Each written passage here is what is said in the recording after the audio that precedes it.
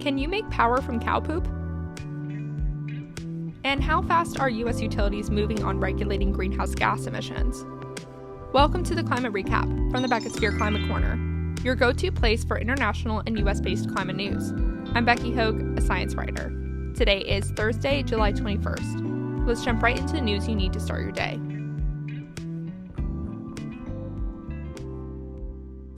I only meant to take a break on Wednesday, but this one is out so late because the power went out in my apartment last night into the first half of today. Hashtag fuck PG&E. No heat wave here though, so thankfully that wasn't a concern. I actually have no idea why the power went out.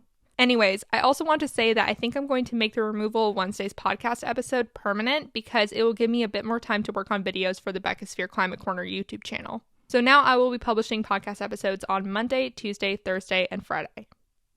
Okay, let's start with the extreme weather events. More than 200 people have died from hunger so far this month due to a drought-induced famine and regional instability in Uganda. Many who are starving are nomadic pastoralists, and armed groups have been raiding their cattle supplies. Most who died were elderly, lactating mothers, and children. Truly a tragic situation. In another part of the world, China is melting under a new heat wave, where temperatures are expected to stay around 102.2 to 107.6 degrees Fahrenheit, or 39 to 42 degrees Celsius, from now through August, with little reprieve. Meanwhile, Europe continues to be on fire. Fires are burning in Italy, Greece, Spain, Morocco, Portugal, and France, while temperatures still hit record highs. Fires in Bordeaux, France have forced 34,000 people to evacuate since July 12th. Extreme wildfires are expected to increase in Europe by 30% in the next 28 years, according to a 2022 UN report. Portugal alone has reported over 1,000 heat deaths. And in the UK, a 40-degree Celsius record was breached in 34 recording sites, and right away, London caught fire. 9 blazes were reported on Tuesday, and the London Fire Brigade struggled to cope. Then in Hawaii, a giant swell objected to a wedding in Kailua Kona this past weekend. For real, we're talking 20-foot waves. That's the largest waves the island has seen in decades, and scientists say climate change is at least partially behind it, mainly in the form of sea level rise.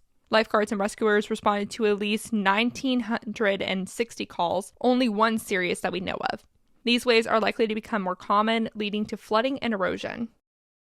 Time for a climate study. A joint investigation by the Bureau of Investigative Journalism, Sky News, and the Daily Telegraph found an interesting source of lithium: single-use vapes. Vapes only contain 0.15 grams of lithium each, but the team calculated that 2 vapes are discarded every second in the UK alone.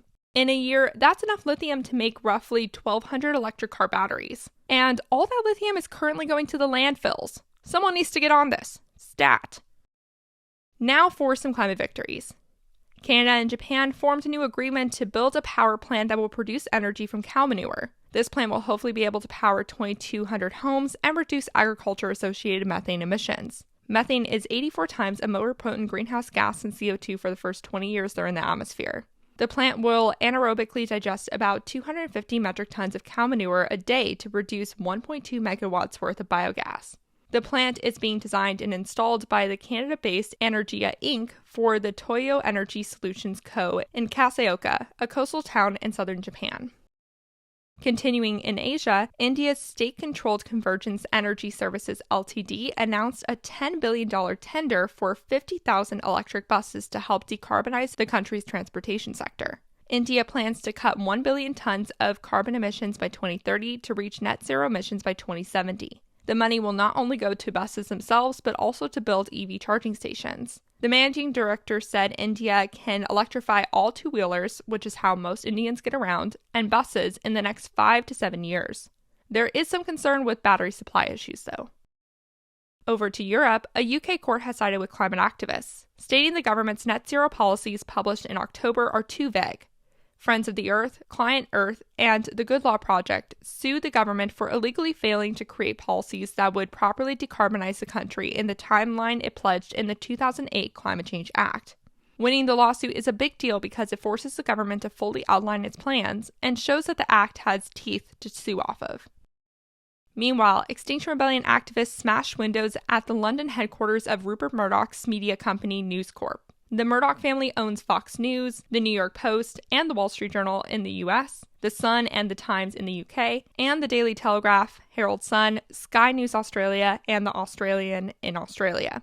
Several of these still sow doubt about the reality of climate change, and almost all of those sites discredit climate action often. And during these deadly heat waves, they're posting pics of girls in bikinis acting like the hot temperature is a good thing.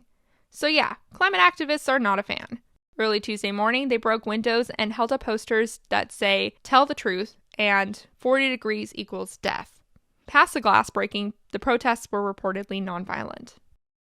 Over in the US, Minnesota announced 3 Minneapolis neighborhoods will get rooftop solar and battery storage to create mini grids. The state says they're going to be resilience hubs in the event of a natural disaster. The investment is part of the Xcel Energy's Integrated Distribution Plan, which was approved by Minnesota's Public Utilities Commission last month. Some buildings expected to get rooftop solar include 3 public schools, a community center, and the Minnesota American Indian Center. The diverse area is excited because they're not usually prioritized for these kind of investments. Now let's move on to a developing story. In the wake of U.S. federal abortion rights being slashed, people in clean energy are demanding the industry safeguards their rights to this form of healthcare. So far, most top clean tech and renewable companies have been quiet about the Supreme Court decision. Several companies are located in progressive states like California, New York, and Massachusetts, but many are headquartered in the more conservative Great Plains and Southwest. A group of professionals penned an open letter on Monday that proposed best practices in the industry, which comes in the form of providing pregnant people access to abortion services. Many tech giants like Amazon, Meta, and Microsoft have ensured their workers these rights, even paying for travel costs of people living in abortion-banned states. Even fossil fuel companies like BP and Shell announced they would provide out-of-state travel cost coverage. We'll have to wait and see how clean energy responds. And this leads us into the climate fails. A new survey of U.S. utility leaders by the consulting firm ICF International, Inc. shows a gap between talk and action when it comes to the clean energy transition. Of the 190 executives asked, 9 in 10 consider reducing greenhouse gas emissions coming from power plants as either a high or moderate priority, but only 38% were part of companies that actually had a plan to execute these emissions reductions. More specifically, 32% are in process of planning a strategy, and 29% said they expect to produce a strategy in the next 5 years. 5 years? That's a long time. The study found this was mainly due to the companies not being sure of what to do or not having the financial or regulatory support to act. This survey was conducted before the West Virginia v. EPA Supreme Court ruling last month, which basically stripped the EPA from directly putting a cap on power plant greenhouse gas emissions. And over in Pennsylvania, the governor signed a bill into law that makes the state's abandoned and orphaned oil and gas well problem stagnant. Abandoned and orphaned wells are a main source of fossil fuel-produced methane. Fixing these leaks is considered a low-hanging fruit for reducing emissions. But this bill freezes bond amounts that fossil fuel companies have to pay to help clean up their messes, stripping the state's Environmental Quality Board from upping the price for the next 10 years. Besides making it so the state government could get less money out of fossil fuel companies for these cleanups, it also hinders the ability of Pennsylvania to use some of the $40 million allocated by the bipartisan infrastructure bill to go to cleaning up oil and gas wells. This is because the money is contingent on states creating stricter bonding regulations. While Pennsylvania is the 3rd largest coal state in the country, Governor Wolf has often picked the more environmentally friendly paths. So what's up with this move? Well, he made an agreement with Republicans that if he does this, they will increase education funding.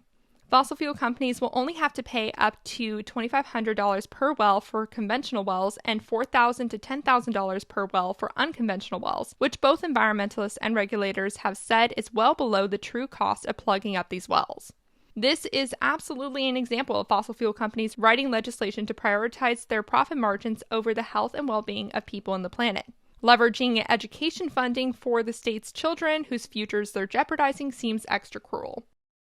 Let's finish off today's episode looking at some 2021 Yale data that relates to one of the things I always say. Talk about the climate crisis every day. The reason why I say this every time is that people don't, particularly people in the US.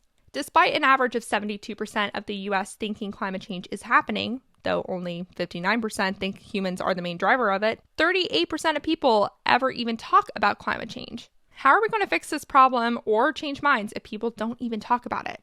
So that's why it's one of my main mantras. If you're listening to this on YouTube, comment below who was the most recent person you spoke about climate change to.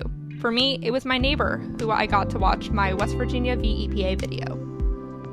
And that was your climate recap for Thursday, July 21st. If you like the work I do, please follow this podcast, give it a 5-star rating, leave a review, and consider checking out the Beckisphere Climate Corner YouTube channel. Remember to talk about the climate crisis every single day and to support your local news organizations. Bye for now.